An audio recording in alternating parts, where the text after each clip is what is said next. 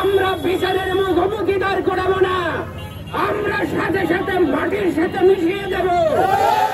আমরা কোন শাহবাগীকে সামনে দেখতে চাই না, এই স্বাধীন বাংলাদেশে আমরা কোন শাহবাগীকে দেখতে চাই না, আর কোন শাহবাগীকে বরদাস্ত করা হবে না। শাহবাগীদের জন্য আমরা চপ্পেশে রক্ত দেই নাই, কোন শাহবাগীদের জন্য আর কোন বামদের জন্য, আমরা এই রামদের জন্য আমরা 24 সালে স্বাধীনতা অর্জন করি নাই।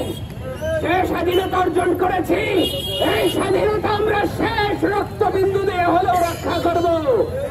আমরা স্বাধীনতা কিভাবে রক্ষা করতে হয় তা আমরা জানি। আমরা যেটা অর্জন করেছি, কোন শাহবাগীর ভয়ে ভীত হয়ে আমরা সেই স্বাধীনতাকে অন্যের হাতে কোনোভাবেই তুলে দেব না। শাহবাগীদের আমরা দেখে নেব। শাহবাগীরা কুষ্টিয়ায় তোমরা কোথায় আছো, সামনে আসো, তোমাদের পায়ের নিচে পিষে মারবো আমরা।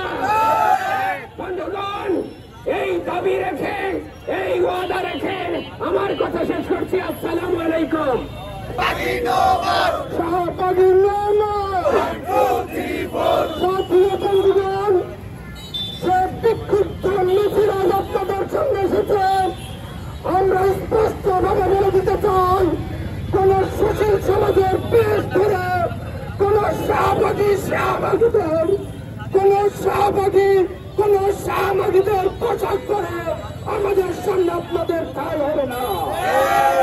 এই স্বাধীন বাংলাদেশে নব্য শতকের আন্দোলনে আপনাদের কোন স্থান হবে না। এই পর্যায়ে বক্তব্য রাখছেন বৈষম্য বিরোধী ছাত্র আন্দোলনের অন্যতম সমন্বয়ক জনাব হাসিবুর রহমান।